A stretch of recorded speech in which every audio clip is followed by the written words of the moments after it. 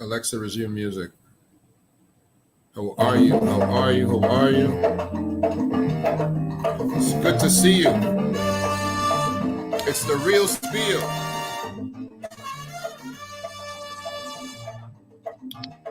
It's Big Dell. That girl Figgy. There she is. Figgy, what's happening? Just chilling. How you doing? Good, I'm good, I'm good, I'm I'm loving the good. music. Loving the music in the background. That's nice. Mm-hmm. Hi, Yvonne.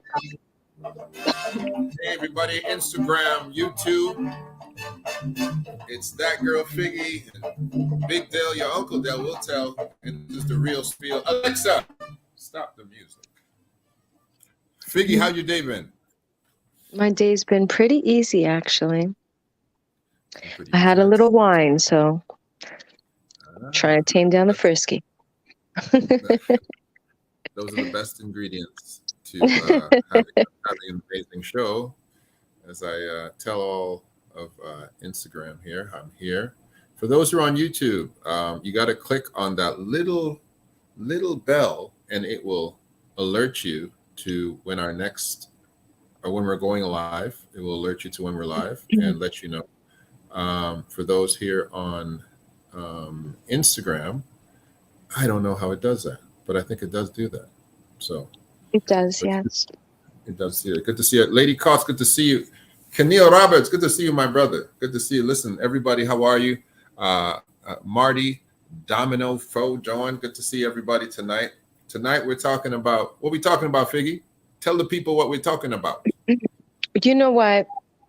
Before we get into what we're talking about, Sure. I want to touch on what we talked about last week because I had some friends who were slightly confused when they heard what I was speaking of in regards to the 5-year marriage contract. I don't think I was very clear on the fact of that's a renewable contract. And you were brilliant. Like all the things that you came up with, all the details was just brilliant. You know, it just added to it. So the 5-year the last show we spoke about, we're talking about well, I forgot the major overarching topic, but we're essentially talking about the new marriage and what new marriage would look like. And Figgy came up with a 5-year contract. Renewable. And a renewable 5-year marriage deal, a 5-year contract. And to me, I thought it was gold, personally. I thought it was gold because what we have right now is we have a scenario where I think you articulated it well. You felt that the current concept of marriage, the foreverness of it, was too immense for people to mentally carry. Right. And so essentially what you said is that with a 5-year contract, it would not only create a scenario where people were actually more committed to each other, it would assist with monogamy, it would assist with pastors and lawyers getting new business. It was an economic stimulus. And I said also the contractual part of it put people, namely men, in a position where they could actually control their destinies from the beginning.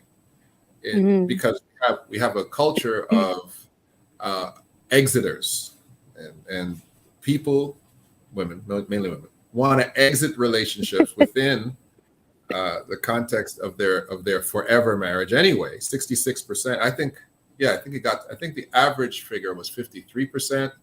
In the Black community, it was about 66%.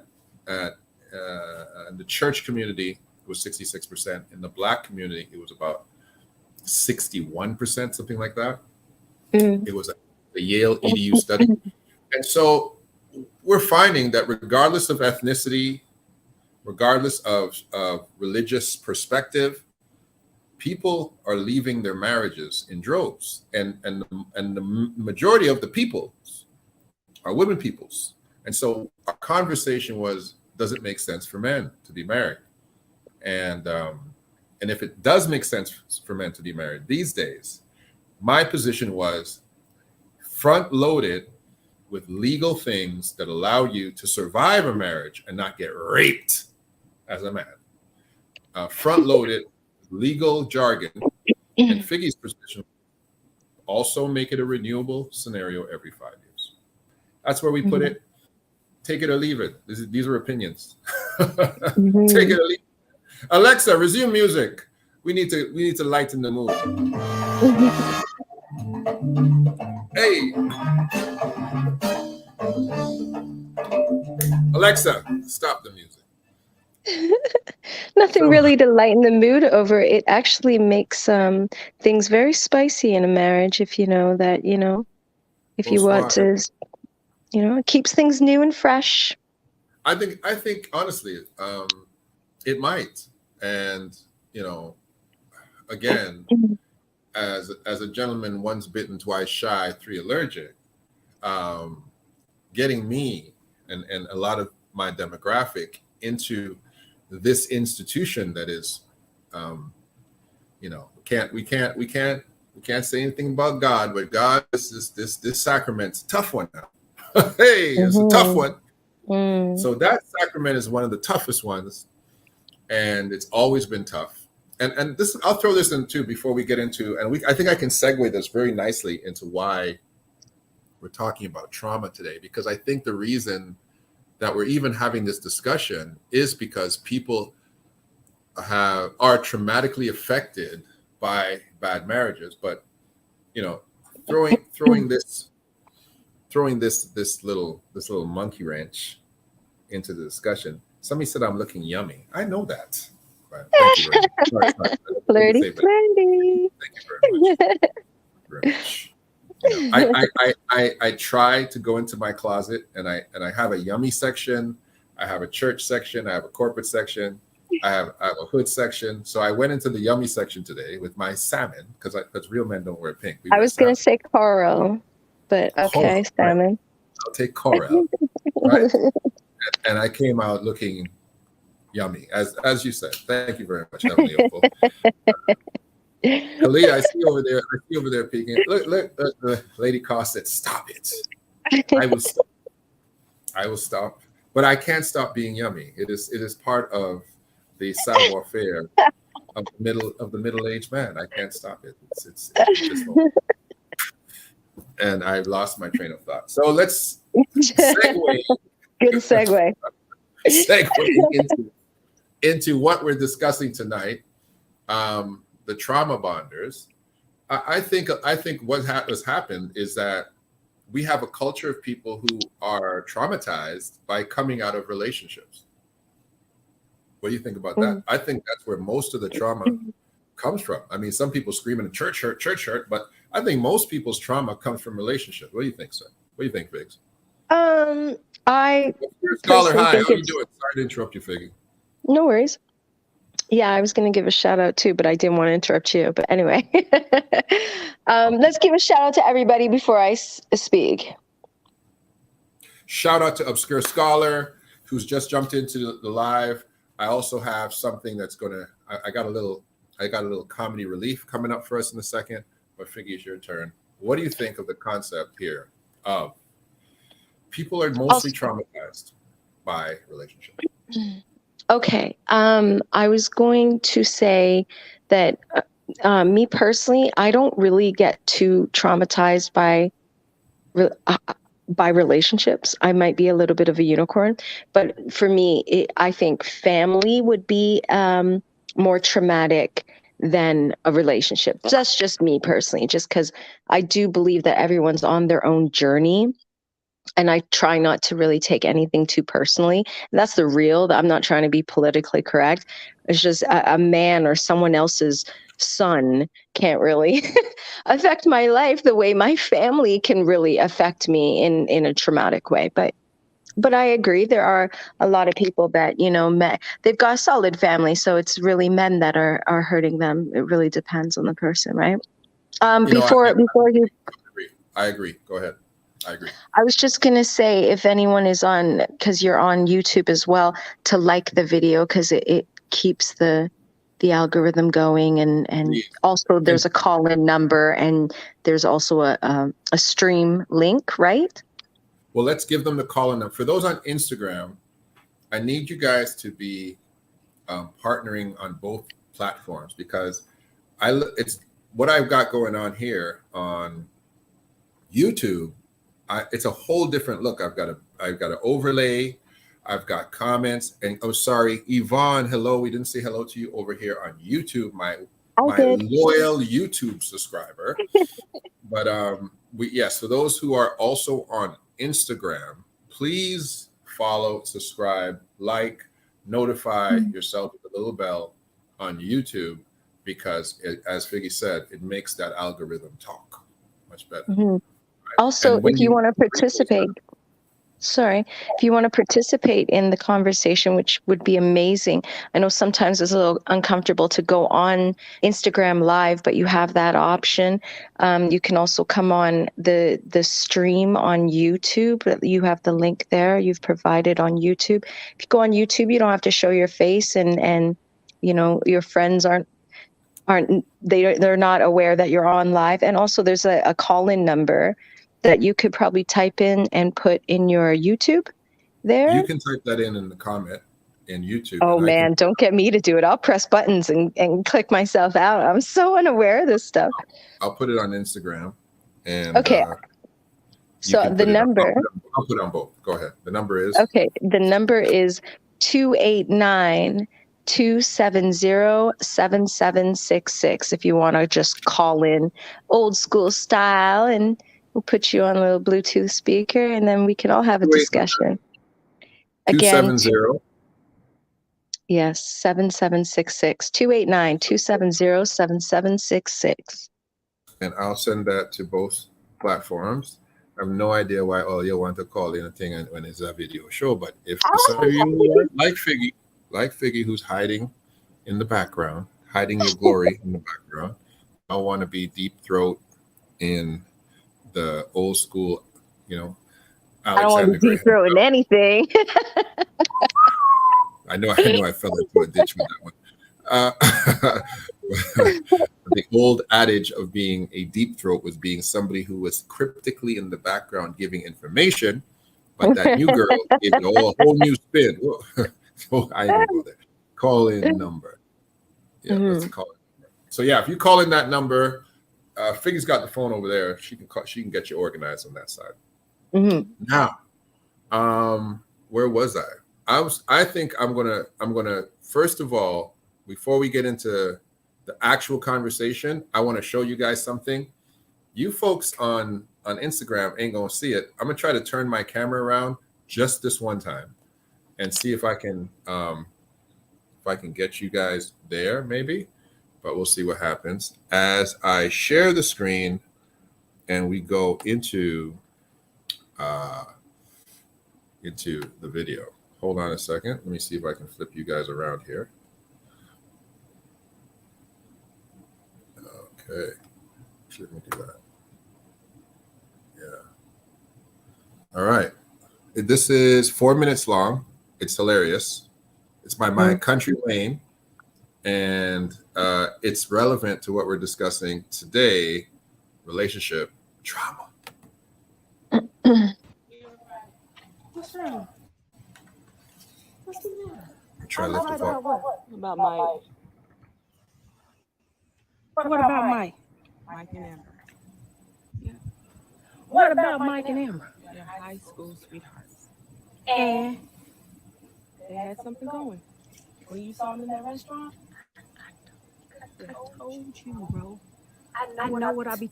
What'd he say? Well, him and Rashad, they were outside, and I walked up, and girl, he was just singing. He was just talking. He said everything.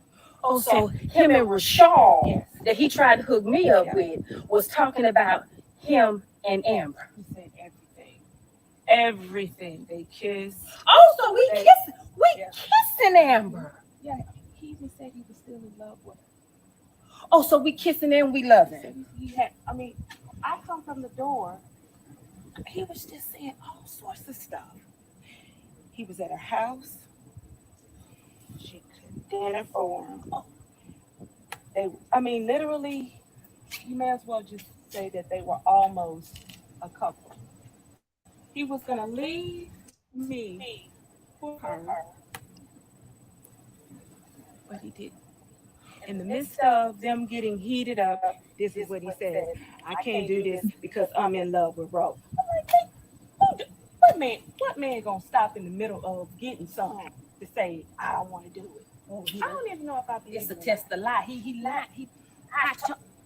Let me get my words together. Where he at? Yeah, I told him to go. Oh, he not still here? No. Oh, he coming back? No, he ain't coming back.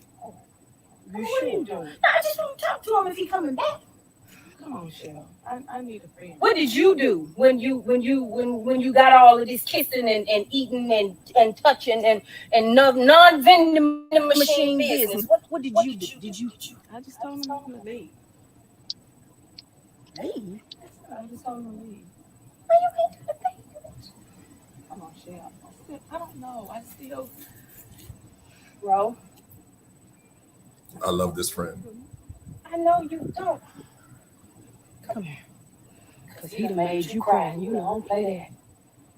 I don't know why it just seems like every time I give in and I just feel like I'll be making the wrong mistakes, and I don't know. When you give your all, and I don't even think it's even possible for men to be faithful. you might And as when you do well what you're supposed to say do. Wayne. At least you knew what you was getting with Wayne. But you know what? I'm gonna break his legs. Because if I break his legs, then he can't drag them dusty feet. I got it.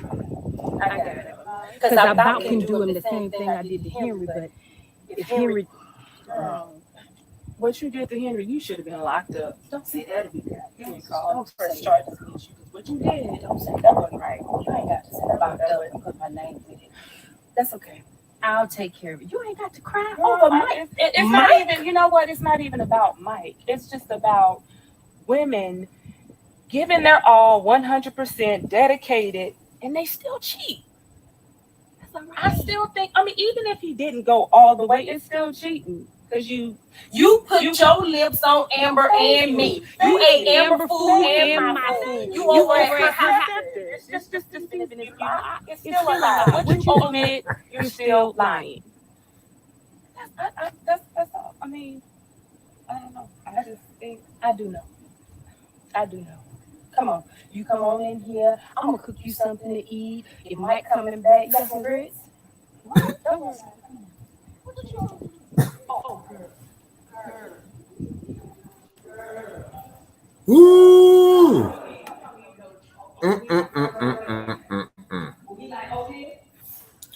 Hey, what you talking about, Lady Cause? You know, it's like someone you know very well. Girl, you don't know me. You don't know me. Bring it. Play your way online with ProLine. Hey. Come on now, folks. You get Figgy. What you got to say? I know you don't have a lot of background because I follow Country Wayne. Yeah, Like you know what's so funny? When I am activated on Instagram, Country Wayne follows me too. We follow Country each Wayne other, but follows I you. don't. Yeah, he does, but I don't actually watch his skits. I just like his live streams when he goes live. I don't really watch the skits, so yeah, I'm confused. I don't listen. Funny. You got the funniest stuff on right now. Funny. He's the best comedian who's not named David Chappelle in the world right now to me, because he's just got a lot going to him. But let's get into that.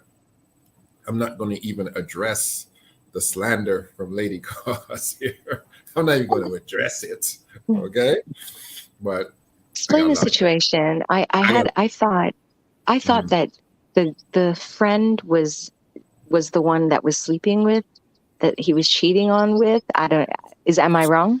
So the cheating thing, basically what took place is that Mike, one of the main characters, is in a relationship with that young lady, Ro. And Country Wayne introduces a woman by the name of Amber, Mike's high school sweetheart, who comes back into his life for a very specific reason. Okay. Ro is a real estate mogul. She's doing business with Country Wayne. Mike is not included. And so Mike is trying to level his game up, and he decides he has this amazing idea. And this idea is he wants to essentially do vending machines and put vending machines all over the world. Right? It sounds very basic. And Rose sees it like, bro, what are you talking about? Vending machines are already all over the world. Like, what, how is that a big global idea? Like, what are you talking about? But Amber embraces his idea, supports his idea, and becomes a business partner and begins to promote him. And hence we have the issue. We have a man who's not supported by his woman. Another woman comes into the picture who supports him, and she's good looking, and the affections now start to rise. And here is where we have our dilemma, right? So this is where we are. Now, this is where what we just looked at right here is that Mike's, I would say, getting entangled with Amber, because they didn't really go all the way, but he did kiss her. He admitted to Roe he kissed her. They were almost going to go all the way, but he stopped it. His entanglement in Roe's eyes equated to cheating and is now the ingredients and the seedbed of trauma, right? And the question is, which is the question we have today, can such trauma create a trauma monster? And I'll define a trauma monster, unless you want to define one, unless you want to think to yourself, what do you think a trauma monster? Go ahead. No, go ahead, please. A trauma monster is a person, male or female, who cannot get over the trauma to the point where the trauma literally changes them to a unhealed, easily triggered psychosis of an individual, not like the person before. They either develop a very strong mentality for their own advocacy, meaning, it's all about me, and I'm not worried about anybody else, or they shift into an individual who becomes essentially falling back into these same repetitive types of relationships. They become either a serial cheater or a serial relationship person that seemingly cannot get over the fact that they are really broken in one relationship, and they're trying to facilitate other relationships to make up for that one root relationship that caused their trauma. Or they are angry, bitter human beings who hate the opposite sex and have nothing good to say about the opposite sex, because they have been brutalized in this one relationship, and they turn into what I call trauma monsters. On the back end of the trauma monster, we have, like, the girlfriend Shell. Shell is what I would call the team instigator. Right? She's part of the team. Like, you can't have a trauma monster without having a team. And that team is what we call the instigators. Team instigator, our show. Yeah. Okay, so that's where we are right now. Well, I'd like to say, because I know a lot of the times you gear these conversations towards damaged women. Right. And and I understand, especially you're a man, it's coming from a male's perspective. But the thing is, if we're talking trauma monsters, I find that men are trauma, I would say they are. Were the instigators?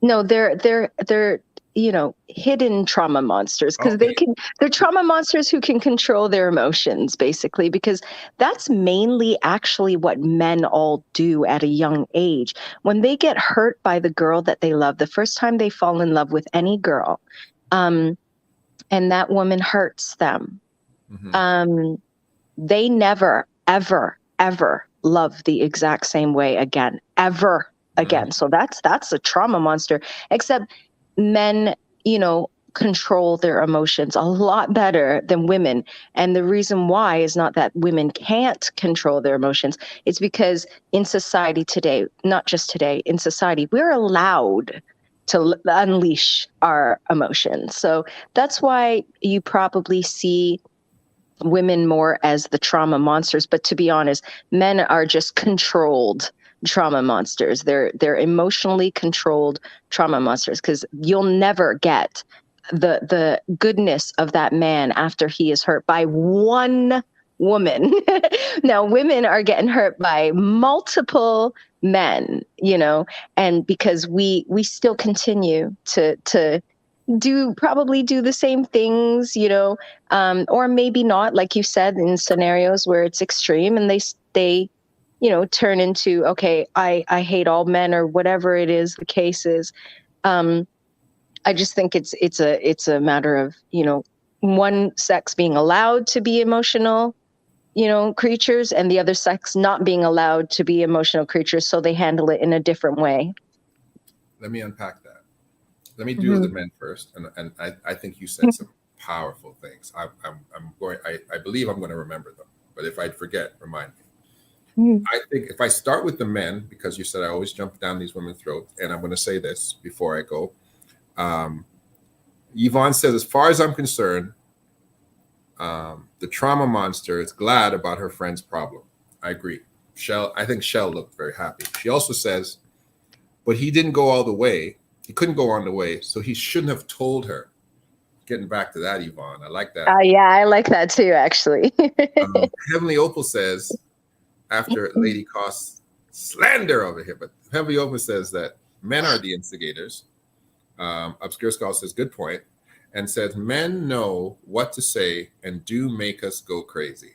Okay, so let's deal with the men. Okay? That's true.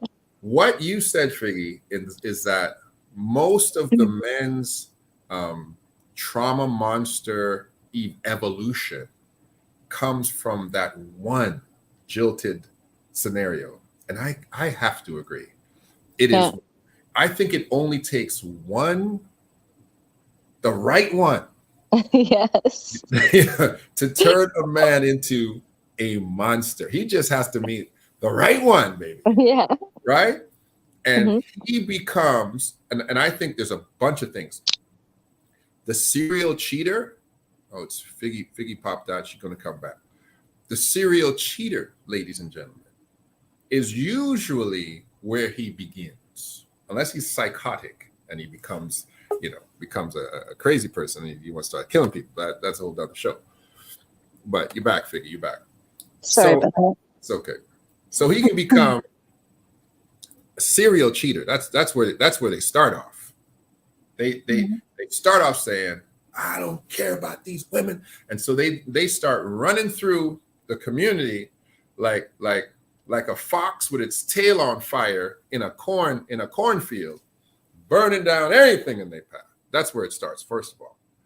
Secondly, his boys now who are trying to console him over that one bad one.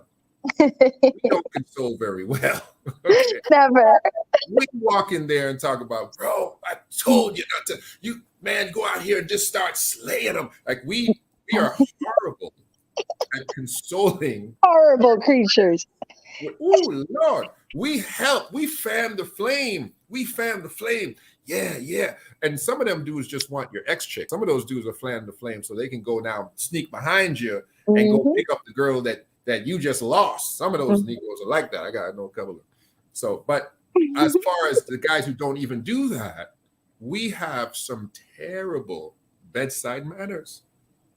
Terrible. We assist us turning into monsters. We help it along the way. Now, of course, some of us have, that good friend. I am very lucky. I have some good friends. Because I would be a trauma monster. Let me tell you, I would be a trauma monster with horns in my head, wings on my back. Okay. I would be a fire-breathing trauma monster if I didn't have some really good friends who caught me in the midst of my evolution of turning, you would not like me when and turning in from David Banner into the Incredible Hulk, who said, hey, bro, calm down. Do this. Don't do this. Hey, you're doing too much. Scale it back. I had some really good friends who kind of stopped me, right? Because of the lifestyle I built and the people who were around me. But imagine, I mean, I'm my worst friend. I'm my worst friend. I got some good friends around me. I might be, when somebody says there's always that friend that's the devil on your back that's telling you bad stuff. I don't have any friends like that. That's just me. I'm the one saying, don't listen to them, bro. Go out there and just do what you want. But for the most part, men don't have great people around them when they run into those kind of scenarios. They don't have. And if you watch Country Wayne, this whole thing started, and I'm going to use this and then segue, let you talk. Country Wayne, when Roe was taken by Mike, so the same guy that's cheated on Roe, allegedly cheating. Roe used to date Wayne, and this new dude walks in here and takes Wayne's girl. So Wayne goes on a smashing fest, goes and starts, number one, dealing with his sister. Then he goes through and goes now, jumps down and starts dealing with his high school sweetheart. This whole thing, Wayne's whole movement clearly is the fact that he is dealing with trauma from losing Roe. Exactly. And is taking it out because he can't physically fight Mike. So he's going to run through all of Mike's people. A little instigator. Wow. When you look at it like that. Yeah. That's the men. If you got anything to say about the men, we can talk about the men, because I'm holding back my best ammunition. Don't hold back. I'm just listening. You continue with your point.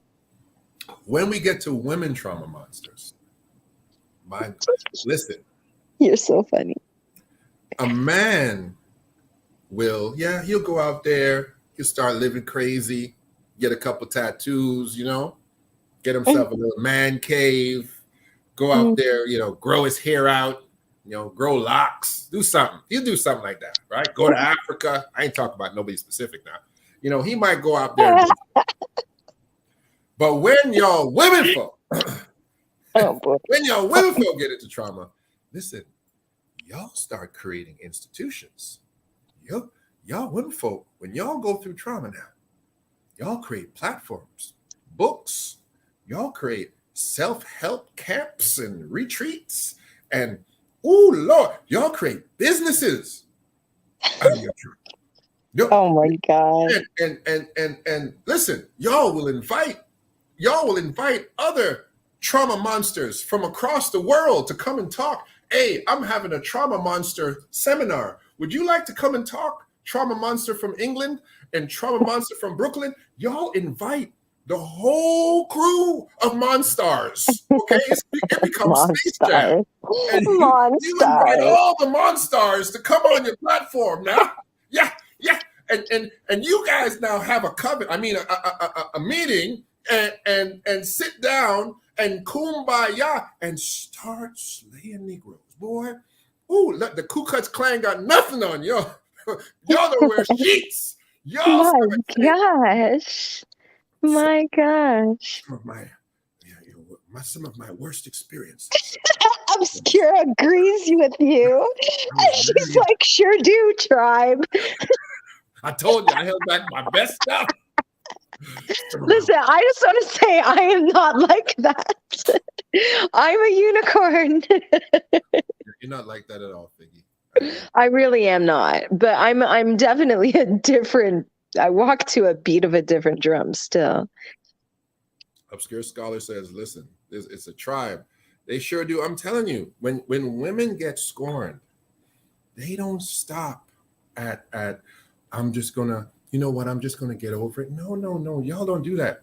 Y'all call the other chick and be like, girl, listen, I knew about you for months, but I'm gonna let you know I'm gonna let you know what you didn't know.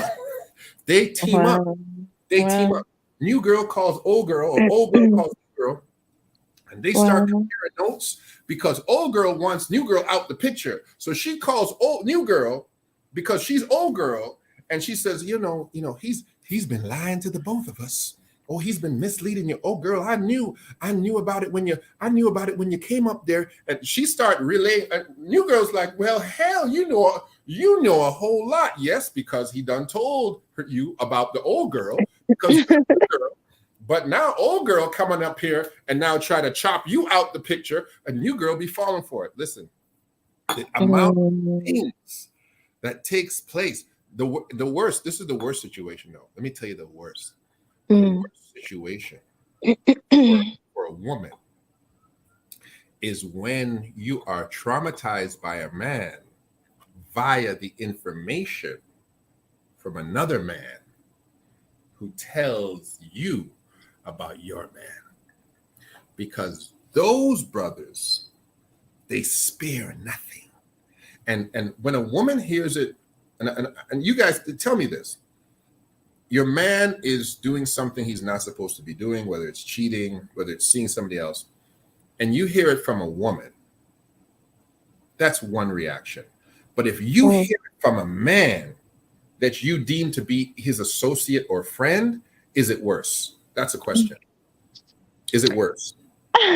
I think it's equally, if I hear it from someone else other than him, yeah, that's all. It's equally. No. Doesn't matter. Is it worse to hear it from a girl? Ask the women. Ask the women in the who are watching right now. Because like me, I'm not a person who'll even tell people about what I'm going through. Like I keep that to myself, and I can only hope that the guy will keep it to himself. I'm not one of those people who, so I say ask. I don't tell my friends. I just I don't want anyone in the mix because that's never good. And ladies, you heard her. You guys weigh in, but until I see them, I'm gonna keep asking the question. The question is, I'm gonna weigh in. But your question is, I see your ex, your man, your current man, somewhere where he ain't supposed to be, and I sit there and I watch for a while. I get receipts, Yeah. And I sit there for a minute and I say, okay, I don't want to come in. This guy, Miriam's not doing that. Oh no, that don't look good. That don't look good at all. And then I pick up the phone and I say, Fig, listen, I really want you to be happy and everything, but I'm your friend, and I gotta tell you, I saw some stuff, man. You heard that, and you hear it from me.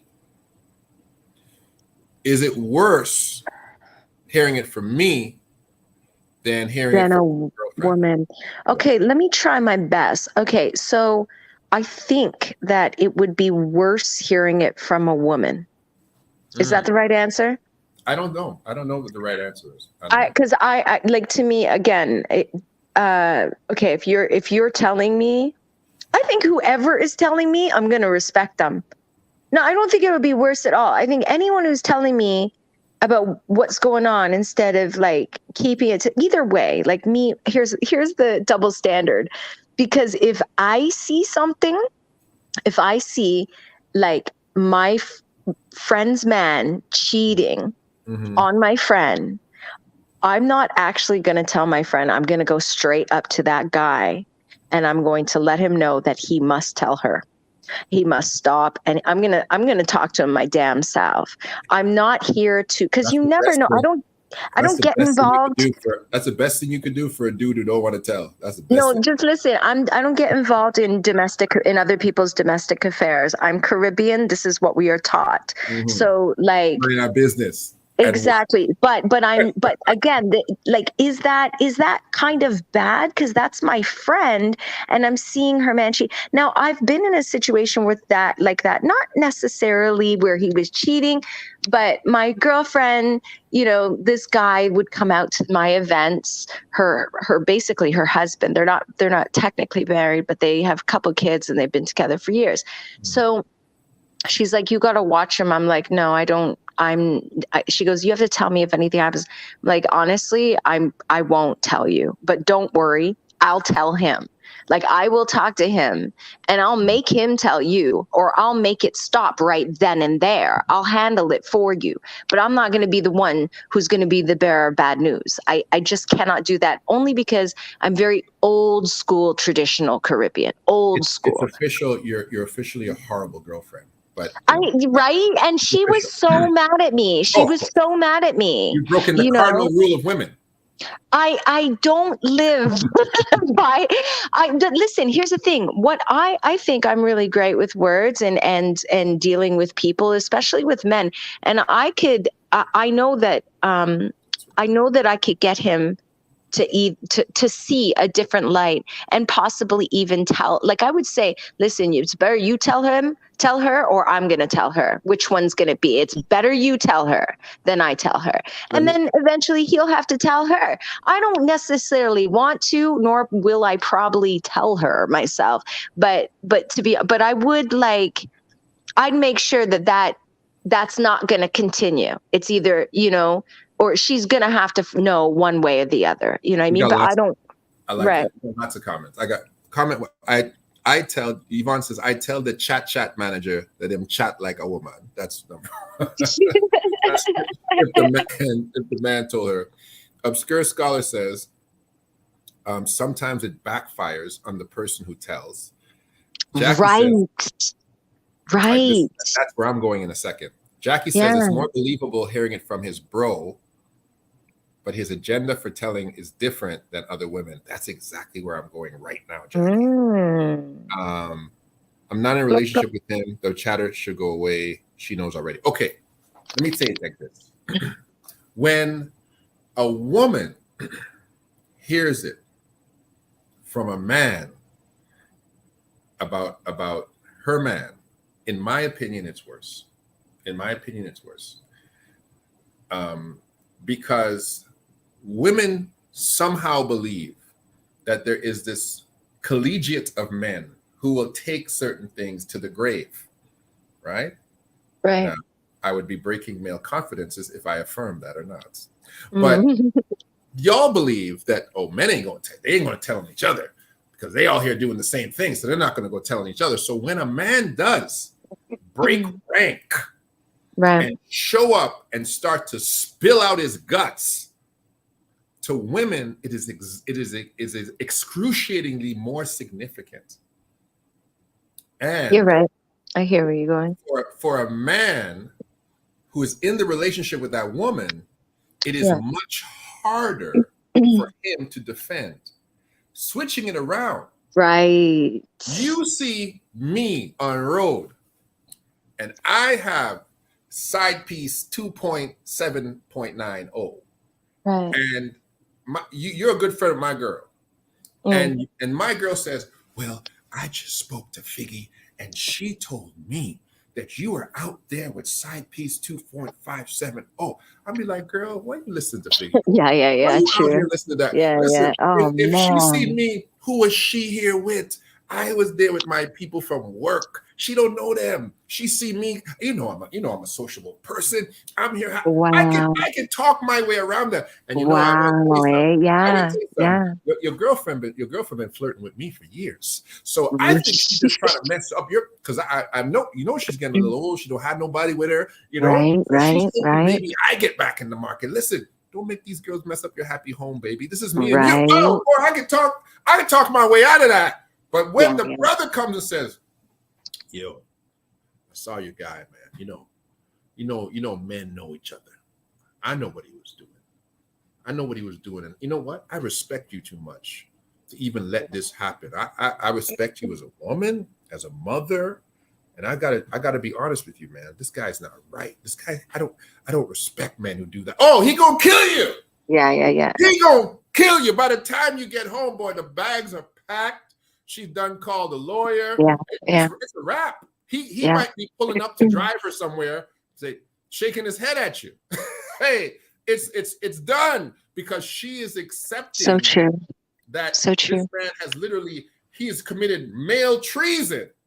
Right. In order to tell her, which is why your girlfriend got mad at you. Because I tell you right now, the only thing that can make two women that are enemies, friends, is teaming up with a man who is cheating on one another. Violated bro code. Low. Yeah. When that dude and a man who does that, his life ain't worth nothing, eh? What? See, this is why. This is 85 to run that dude over on the side of the street. We'll wait. I'll wait on him. Shells, tell the truth. I will wait to run that dude over. I can't wait to see it. A dude who does stuff like that, because this is. You must be a Scorpio. He must be a Scorpio. Are you a Scorpio? I'm the sign of the cross myself. But besides that, ain't no besides that. No little Greek man. When is your birthday? Are you a Scorpio? I'm the sign of the cross. Oh, Men Lord. should rather go to jail than ride out the road. I agree with you. I agree with you, Yvonne. I agree with you. Men, listen, Shells, I don't know if you want to weigh on in this, but I'll say this. That when men sit down and have conversations with each other about their sexual exploits in relationships and their sexual exploits outside of relationships, when they're in relationships, the consensus in my experience is this: the gentlemen that have relationships, that have exploits with women outside of those relationships, the consensus, and I would say 99% of the time, those men absolutely do not want to hurt, harm, or infringe on their home. That's not the agenda. The agenda is these chicks out here are recreational, but home is home. Wifey is home. That is recreational. Ancient men had it much better than modern men. Now, let me tell you why. Because an ancient man, he had wifey at home and he had concubine for his extracurricular activities, right? And it was okay. What's that? And it was okay by the women. Okay. Because your side piece was a de facto wife anyway, right? That's ancient men. Medieval men had it better than modern men had now too, because medieval men had a wife, and women were cultured at that time to think, yeah, he's going to have a mistress as long as he's respectful. And this was usually more European, but they had, and France, they probably still do this in France, but or Italy, a brother had a mistress. Even sometimes the wife had a mistress, but they had a mistress. The mistress had a role. The wife had a role. Those two paths did not intercross in any way, shape, or form. Let's get to the modern man.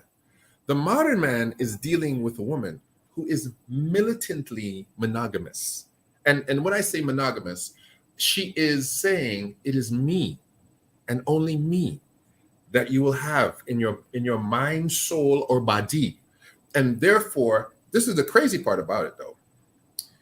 She does not believe in the culturing, the thousands of years of culturing of male culture that actually hurts outside of very small, strong religious groups, but outside hurts the mentality of men staying focused on one woman. That culture doesn't really exist for modern men. Modern men, I don't care if they're saved. I don't care if they live under the altar at church. I don't care who they are. I don't care if they're 80. Modern men sit back and appreciate women collectively.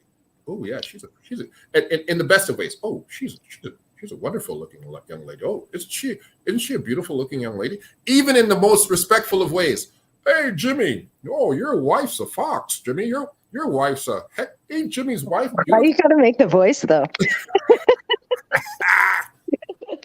The Caribbean man say, boy, I see your wife the other day, boy. Hey, listen, if that wasn't your wife, I would have taken she, you know. Oh gosh, you have your wife on the road looking like that? You see the man wife? Man, the boy wife looking nice, I tell you. Be careful, you know. Be careful. You have a woman like that on his court. That's how we carry on. Right. We are cultured to continuously, whether we're in a relationship, out of relationship, whether we're religious, whether we're conservative, whether we're whatever, we are cultured to make commentary, observation on other women. Right. Okay, you can't. Women don't do that. You think my significant other could sit back and say, "Oh, baby, did you see Michelle's husband? Oh my gosh, I know he's blowing her back out every night." What? Girl, who are you talking about? See, that's where I'm open. I will speak, you know what I mean, in the same way. It's amazing how accepting we are of hypocrisy. I think women, and I think Yvonne hit it. She already knows. Women understand, and they should. They should understand the kind of man they either want or the man they have. They should understand the culture of that men grow up in. And I would think they should be two things. The first is extremely protective of that man. If you have a man, a piece of man, okay, I'll say it like that. A piece of man. A piece of man. Piece of man. If you have a piece of man in your life, right? And he's made up his mind to say, "Hey, you're my woman." Listen, protect it. Protect it. Protect him. Let me get spiritual. You got to protect the eye gates of men, right? Because we go with what we see. You gotta protect his ear gates. We are emotionally connected to what you tell us, right?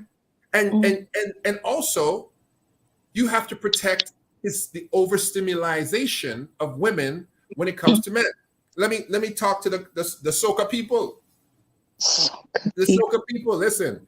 I hear Bayesian girls, all you small island women, all you have this mindset, and you Jamaicans are in that boat too. All you're not a small island. You guys will say this. It's just a wine. It's not just a wine. You know what a wine is? Okay, for those who do not know what I mean by a wine, a wine is a form of dancing style from Caribbean people. There's only Caribbean people on here, so you don't have to. Okay, for later. But this might be seen by millions of people all over the world. A wine is a form of dancing whereby the woman decides to gyrate her derriere on the male genital area, and therefore she says it's just a dance. It's not just a dance. What do you mean? Are stimulating a man in a way. Oh, come on. Listen. Come on. Everything. Hey, that's the problem with y'all. Y'all think it's just a wine. It's just a dance. No. You've created a whole universe of ideas, thoughts, fantasy in that man's mind. And not one piece of wine. Trouble has been created. But not one piece of wine. And you feel that you're going to put a piece of wine on me and I'm not going to think about it? I'm not built like that. I'm going to think about it. That's all I'm going to say. Wow. And depending on who was giving the wine, I'm going to think about it a lot. Hilarious. So a woman has to be confident in herself. And I admire and compliment men, starting with my man first. So I recommend men compliment their woman too. Yeah, I think men have to compliment their woman. I think that's easy. Complimenting a woman is something we've been trained to do. Like we've been trained to compliment. In fact, once a man is in a relationship, he has to learn to not compliment. That's what he should learn. He should not be on, because compliments lead to us along the old conversations that we normally have. You know, hey girl, you're looking kind of good today. I'd like to, you look. I'd like to say you're looking good. When you tell a woman as a man, when a woman receives, hey, Fig, you're looking kind of good today. What goes through your mind about what that brother just said? That he's flirting with me. Absolutely. Mm-hmm. Absolutely. It's never taken as just a harmless, hey, you look great. Yeah, really. And some cultures have really watered it down. Now, I know because I speak many languages personally. In the dating scheme, I speak many languages. I speak white. This is how white girls flirt with you. Oh, I love that shirt. That means I'm into you, bro. That does not mean that. Absolutely, it does. Man, that's why I get myself in trouble so much. Oh, yeah. I love your shirt. I'm really bad. Your shirt ain't special. What I is say it? what I feel. If like I'll say to a man, "Oh, your eyes are beautiful," or you got beautiful. I just say what I feel. I'm like a child in that sense, And yeah, I get myself. Well, I don't really get myself in trouble because But the thing is, I do have guys who they probably think I want them momentarily, and then they're like, "Oh, okay, that's just how she is. She's just, you know." You out here setting thirst traps in brothers' mind. You can't. I am so not doing that at all whatsoever. But the same way I'd compliment a woman, a man, and a child, like I just kind of, say what I feel, I'll say this, that I would not advise a woman who is not attracted to a man to compliment him at all. And this is why Islamic culture, I respect it so much. I respect it so much. Because those people don't even give you eye contact, bro. Listen, if you're a Muslim man and a ting give you a little eye contact, that's a white flag. That's a land the plane. Red flag. White flag. That means come on in. Or white, yeah. A little eye contact. A little eye contact means a whole lot in some cultures. And you out here telling people about, I love the color of your eyes, girl. You trying to get people. What? Yeah, I mean, my life's been great so far.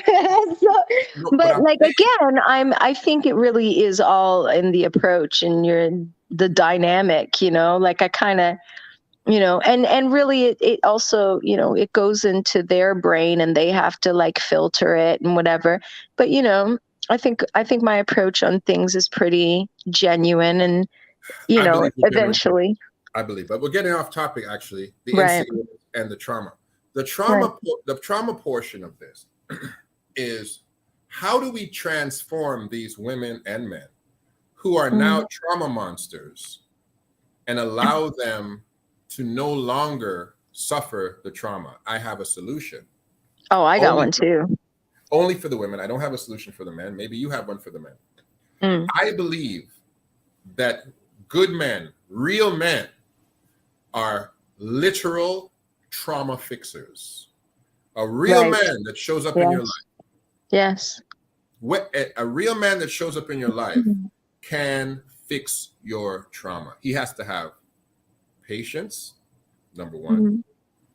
He has to have the voice of frequency that you hear, because some people could be saying the same thing to you, but you don't listen to it from them. So he has to have that voice of the frequency that he hears, and he can speak to you in a way that it resonates with you, and he can literally talk you down out of your trauma watch. He can blunt some of the sharp aspects of your personality.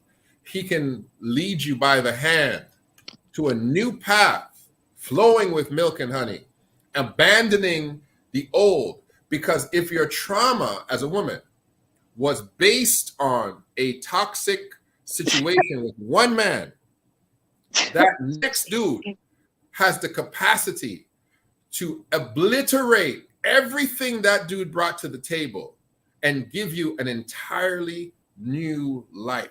Men pour, both literally and spiritually, and also emotionally. We are pourers. We pour into you for you to have children.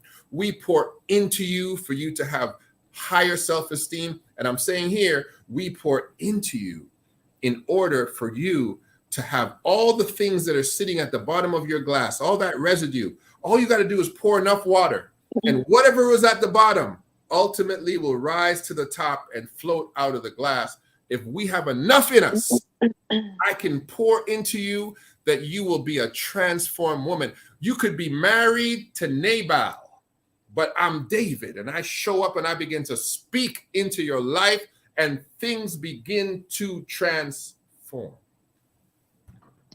What you got for the ladies? I actually, no, I think that is, you summed it up. It does ride on a man. I think women can cure men too, but I'll let you go. For sure, women can heal men. I think it's actually harder to heal a man than it is to heal a woman, to be honest with you.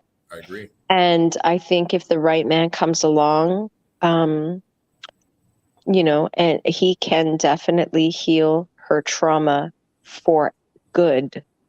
And, but yeah, it's hard. Yeah, I think exactly in the way you described. Instagram, part 1 is over. Part 2, the conclusion, is coming up. YouTube, stay right there. But Insta, if you want to come back for my conclusion, come back. Healing a man. That's what I'd like to talk about in part 2. How to heal the man. Let's give them a little break, and then we'll come back. Alexa, resume music. Yvonne's got some great points.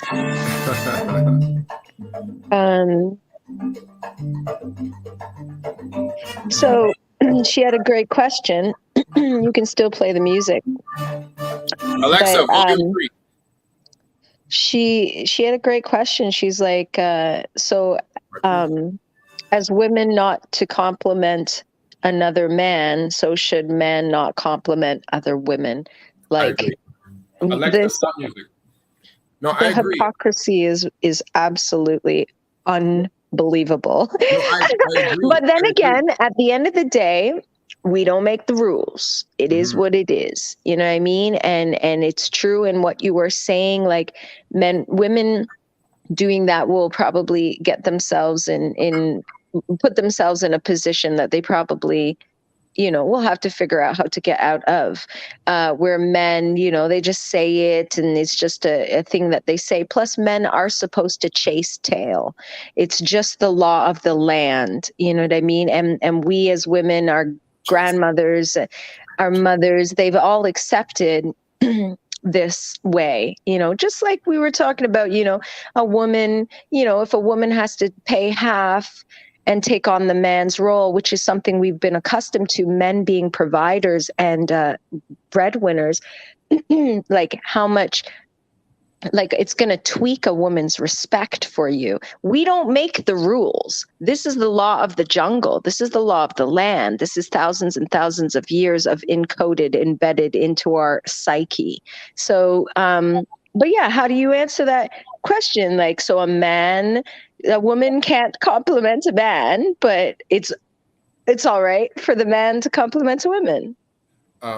2 things. Lions don't hunt. Male lions don't hunt. The female lioness hunt. Yes, but I'm talking about the second. Go ahead. Go ahead. You're just being technical with the one beast. There's more than one beast out there, right? Also, there's birds that mate, like going back to the marriage thing, there are birds that mate every spring with a different mate. Then there's like lovebirds and doves and robins, they mate with the same one until it dies. You know what I mean? So yeah. There's some whole birds on the road, I know, but but they're all birds at the end of the day. They're birds. You got to protect. You got to watch it. Listen, men shouldn't compliment men who are in relationships. Men who are in relationships should not be out here complimenting women. Especially, of course, married women should leave them alone. But unless you're looking for a relationship from that woman, you should be out here complimenting women when you have a woman. Like, you shouldn't be opening up those doors because, depending on your power as a man, because not every man has the same power, Figgy. Some brothers got more power. Some guy can look at it. I can look across the room and just nonverbal communication. Right. More than some who's right there breathing down your neck, talking about, can I buy you a drink? Can I do this? Right. Some have different power. And if you know your power and you're not intentional about what you're doing, or you're already committed, you need to keep your mouth closed, leave that child alone, because you might wake up something inside of her that you don't want to wake up, and got somebody following you home. I think it also, it like you said, it depends on intent, right? What's your intentions, and on both sexes. And I really think it's ridiculous to have a rule that women can't compliment, men can. I think, and I don't think I think it's ridiculous to even be like, you just shouldn't compliment because you're in a relationship. That is like not what God really wants from us anyway. Like, God wants us to make people feel good, like at the end of the day. I'm not going to speak on God because I'm not a religious person, but I have a great relationship with God. And I just believe that, like, the way I act, I will compliment man, woman, and child if I feel it. It's always going to be something that I feel that comes out of my mouth, and it's always with like a good intention, a healing intention. It's basically not even a healing. I'm not even doing it I don't even have, like, it's nothing. It's just that I feel You don't mean compelled. anything by it. I mean nothing, but if I see beautiful eyes on man, woman, or child, I feel compelled to say, "Oh my gosh, your eyes are so beautiful," or and so I really think intent is it. I don't think there should be rules and regulations on it. I agree. But your intent and how somebody else takes it might be two different things. But of course, you have the right to talk to somebody any way, shape, or form. If you are the Mother Teresa of compliments, we will take it as such. Okay, we'll take it as such. I would like to deal with how to treat men who are dealing with trauma, and give you a couple of indicators of trauma type men, either ancient men. We talk, I think, a little bit about modern guys, but the most ancient, prolific man that I can bring up, and as who was a trauma monster, was King David. And I want to give some folks a little story, really quick story of an obscure aspect of the life of this guy, an ancient king, who basically had about 10 concubines and 3 wives at this time. And he's living his life. He's got no enemies of any significance around him. All of his true enemies are dead. And somebody wants to join his entourage, who was previously a general for one of David's enemies. And David finds this key opportunity to say to this guy, "Oh, you want to be back on my good? You want to be back on my good side? You want to be back on my good side after you've been with all my enemies? I killed all my enemies, bro, and you were against me. But now you want to come back? I'm gonna give you one task, and one task alone, and I'll let you back into my good graces. And let me show you the pettiest move in one of the pettiest moves in the history of the Bible I've ever seen in my life." And it made me shake my head. I was like, "Ooh, Lord, look at this." In David's young years, and we know the story, most people know the David and Goliath story. He kills Goliath, but most people don't realize what took place. He gets a wife who is the king's daughter, and his family is told, which is not part of the story, but his family's told you'll never have to pay tax again in the rest of your life. But David gets his wife, who is the king's daughter. And when David fell out of good graces with that king, who felt he was infringing on his kingdom, the king took his wife, David's wife, and gave her to another guy. And for years now, she's with this other guy. She's living her life. She has children. That's something that you don't get unless you really dig deep into the story. And she is enthralled in her life.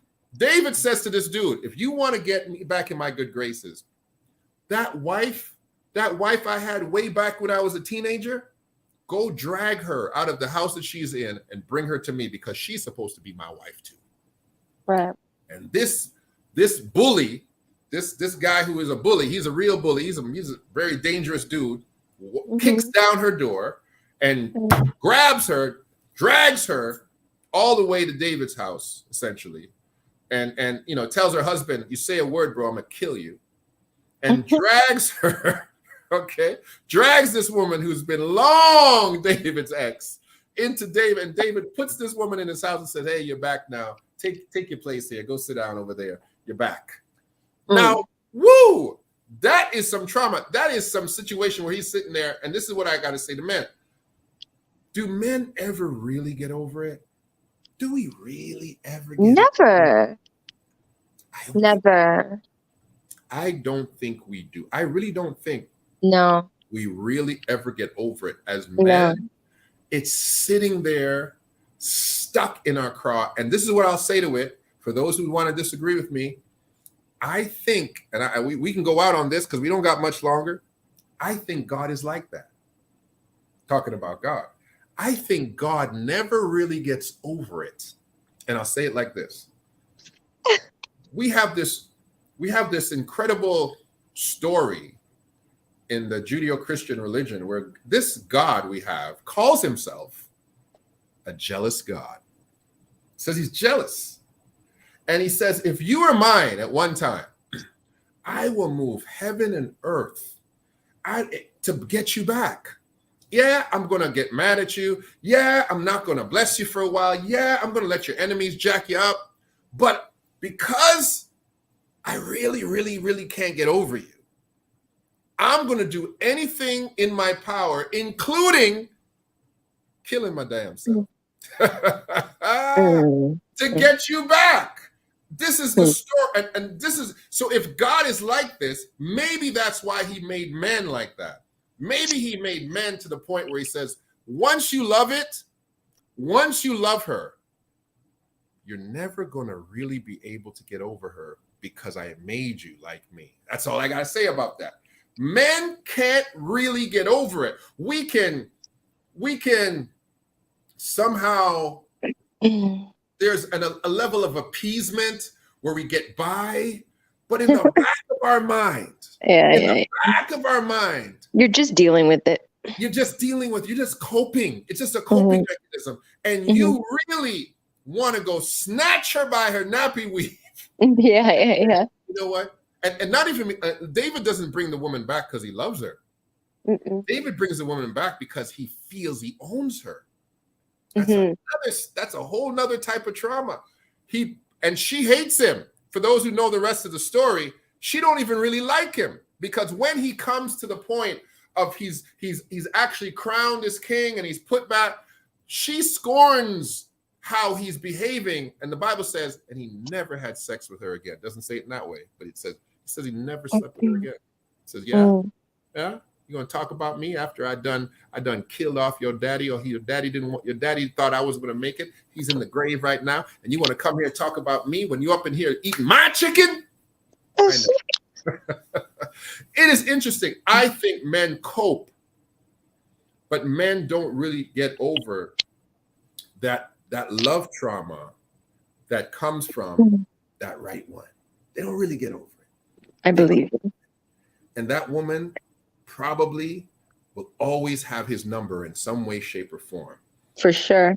And the always. new woman has to be careful that she doesn't poke that old scar. Right. Because blood might come up in it. Do we have time to touch on something? Go ahead.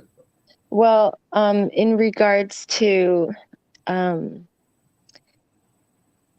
God being a jealous God and all of that. Now again, I'm not a Christian, so I can't speak in a religious term, but I do have an incredible relationship with God. Very, very strong relationship with God. And I speak to God every single day. Now the God to me, I don't know who put that in the Bible when it was being translated, but I do not believe that God is, I know they say, it's not jealousy the way, jealous is in the dictionary and the way we are as people, blah, blah, blah, blah, blah. But worse. Everything you just, it's worse. Not my God. Not my God. Sorry. He says, my name is jealous. No, his name is I am. And if it's I am, that means it's very close to me. I am. And I am not. I think jealousy is just in any way, no matter how you want to like reiterate that word, rewrite it, the meaning of it. It is such a dirty spirit. And I don't think that God has that spirit. But I do understand that, see, and I can't really, because again, I'm speaking, you're a religious man, and there are religious people on here as well. And We're so gonna have a who whole am show about I? it tomorrow. Yeah, What I is jealousy? actually have an idea for a show. Let me see. I hope I didn't I didn't lose it. I had an idea. But I'll don't tell lose you your if I topic on this remember. jealous thing. I'll address it and we can close there. But well, we can have a whole show on this. But I'll address it. I won't conclude it. I'll leave it open so that we can have a show about it. But I will address your concerns, I will say. Yeah, I don't really like to. I can't keep up with biblical terms. I just know that like. Well, I would take it to an esoteric. So if we want to go, your biblical Use way, and I dictionary. go my esoteric way. I'm not going to go there. I'm going to keep it very plain dictionary, and I'll break it down there. I'm not going to go into an in-depth a Hebrew word search of the word jealous. We're just going to have. I'll touch it on the surface, and then we can get into it more tomorrow if we want to. What is jealous? That's what I'm going to talk about. Right? Want me to do it now, or you got more? Do you want to? Yeah, go ahead and explain it. I've had it explained to me by Christians many times. Like they rewrote the word, but I get it. Maybe I don't think they rewrote. It's just a different They use it in a different way when it comes to God, but and through Scripture, it proves it. But look, can I say one thing? Actually, I would prefer you just explain this part of the Bible to me. Sure. Which has to do with jealousy, right? So Abraham and taking his son up to sacrifice him, and then God says, "Psych, no, I just wanted to test you and see, how committed you are to me." I have a hard time. I try to read the Bible in audio, and I have a very hard time with that part. It makes me stop altogether because I can feel in every cell of my being that somebody put that in there. I don't feel like that is God. Now, let me say this one quick thing why I say, oh, somebody put that in there, because I also feel, King James, right? He's the one who translated it, correct? Yes. Or with the help of other people, because he's a king. He can't possibly just be sitting there translating for people. He's a king, like he's got to reign over a country and a bunch of civilians. So, and being a king, if you think of like even right now in these times or medieval times or whatever time you want to take, just a king, and reigning over civilians, its people. I mean, they have to structure things in a way where they remain king, correct? So that's where, now again, I'm not trying to disrespect or debunk the Bible. I think it is, one of the most, obviously the most important pieces of literature, not even it's scripture, like that you should study. It's your first step to knowing thyself and God. But at the end of the day, it was translated by a reigning king. Don't forget that part, is all I'm saying. In English, and it was translated into English. So people who didn't know how to speak Hebrew now relied on this reigning king who is reigning their lives to give them the translation. Okay. Don't forget that part. Back up from there and get right back to your original point. So all English Bibles are translations, not from Hebrew or Greek. They're actually translations from the Latin Vulgate. So the Bible, as we have it now in English, was translated, and using books like the King James authorized and the New King James Bibles, which are supposed to be translations. A translation is something that takes the actual language, the origin language, finds an English word that fits and translates it. Different from other Bibles that we have in English, which are paraphrases, which take Old English and they try to make it modern, but they're not actually a translation. So the translation came from English, from Latin. The Latin Vulgates were translations from the Greek Bibles, the Septuagints, because most of the New Testament was written in Greek. The Old Testament, which is the Septuagint, was also translated from Hebrew to Greek. Then the New Testament writings are written in Greek. Those were translated from Greek to Latin, from Latin to English, because we know English is a very new language.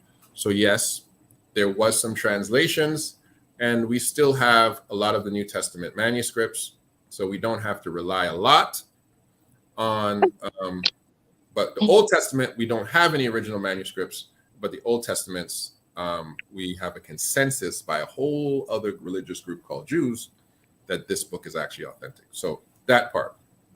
Now, getting back to your original conversation, I believe that it's very interesting with all of us when we really try to struggle and fight with these hard verses that we find in the Bible, because what it forces us to do, it forces us to kind of lose our nostalgic kind of, good fairy kind of, loving, he'll accept everything I want kind of God, and have to accept that this is a very specific personality, tough love kind of dude who is not exactly what we have been cultured as of late to believe. He's very different to us. But when we look at some of the stories, when God gets mad, what does he do? Go kill all those people. When God gets mad, he says, "Oh, I'm gonna wipe all these people out." He's very ferocious. You think so, eh? Well, I these are the don't. stories you're reading. The stories The you're reading. stories, yes, correct. That were translated for us, It says, yeah. Joshua, when you go into the new land, kill everybody, kill the babies, kill the women, kill the men. Don't let anyone live. That sounds like man to me. That don't sound like God. Or like a negative entity of some sorts, don't you think? It sounds dark. Well, I'm saying, this is what I'm saying. When it comes to me saying, I find these verses contradictory to how I want God to be, I have two choices. I have to say, either what you're saying, maybe the people that wrote this kind of dark, or I have to come to the conclusion or face the facts or face the possibility that the God of the Bible isn't as, Easter bunny, fluffy, lovey as I think he is. And I need to now be very careful when I deal with a God who seemingly has a lot of different sides of his personality than just the John 3:16 version. And so when I get to the word final, and we're going to have a whole show on this, let's call the next show, Let's Take It to Church. But the word jealous, and this is the tip of my TP, and we can go home here. The word jealous, for us, when we look at it in the context of what a lot of pop culture has said, it's a bad word. But for me, I love the word jealous. That's a good word. That's a real good word. Because what does jealous mean? What does jealous really mean? Jealous really means, bro, this is mine. I paid for it. I built it. I made it. It's mine. You can't have it. You can't infringe upon it. You can't claim it for your own. It's mine. It's mine. I love it. I can do what I want with it. It's mine. It's not yours. Why are you acting like it's yours? It's not yours. It's different than envy. Jealous and envy are not the same. Envy is, boy, I really want what he has. I want that. That's his, but I want it. That's her. That's his, but I want her. I wish she was mine. I wish it was mine. That's envy. God doesn't have envy. God's jealous. God said, it's mine. I made it. I purposed it. I know what I wanted it to be. I know what I wanted it to do. I know what its potential is. And anytime any of you knuckleheads comes in here trying to mess with it, I'm going to mess you up because I'm jealous. That's a good word. That's a great word. And if it goes to, could I close it with being a wife? If she's mine, if she's my wife, if she's my woman, and I'm the one that she said I do to, and I'm the one who has opened up that womb to have children, and I'm the one who has been told, love her like Christ loved the church, that I've got to die for her. If I've got to die for you, baby, you're mine. You're all mine. You ain't going nowhere. You're mine. I have to take care of you. I have to provide for you. I have to go back and allow myself to be hurt, damaged, traumatized forever for you. You mine. I'm jealous, and I've been given the right to be jealous because God's jealous just like me. Alexa, resume the music. Hey.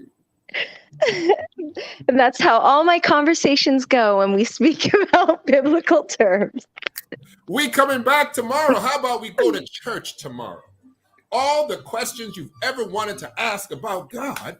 Actually, that would be amazing because I have lots. We having it tomorrow. We going to church tomorrow. It's the real Spiel. And tomorrow at 8 o'clock, me and Figgy, we go to church. Hey. Have a good night, everybody. Have a good night, everybody. Figgy, you always bring up the best topics. I'm so glad we reconnected. Oh, hold on. Before we shut down, Alexa, stop the music.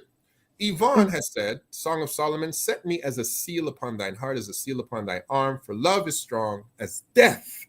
Jealousy is cruel as the grave. The coals thereof are coals of fire, which has most venom in it. I don't know if that helps us. I like that. But it's jealousy's connotation. It doesn't help you, but I like that. She ended it well. She said jealousy's connotation is love. Yes. Jealousy's connotation is love. It is. Now you're fully stopping me from doing my ritual sun gazing that I do, but See the ritual sun gazing. Oh, actually, I'm so sorry. Tomorrow I might not be able to do that. I might be on another live. When do you want to come back, Figgy? When do you want to come back? I don't mind the rest. I would say my sponsors are retired. I don't know if the live stream's tomorrow or Thursday. I will let you know. Like if it's not tomorrow, I'll be back. But I wish that you guys will see the ad. The next show that you will see on the Real Spiel is called "Let's Go to Church." All right? Taking it to church. Taking it to church. Come on, Figgy. Alexa, resume music. We out of here. Thank you, YouTube. Thank you, Instagram. Tell a friend. Share it. We'll be coming back. Whenever we get back, whenever Figgy stops gazing at the sun. Never. We out. Bye.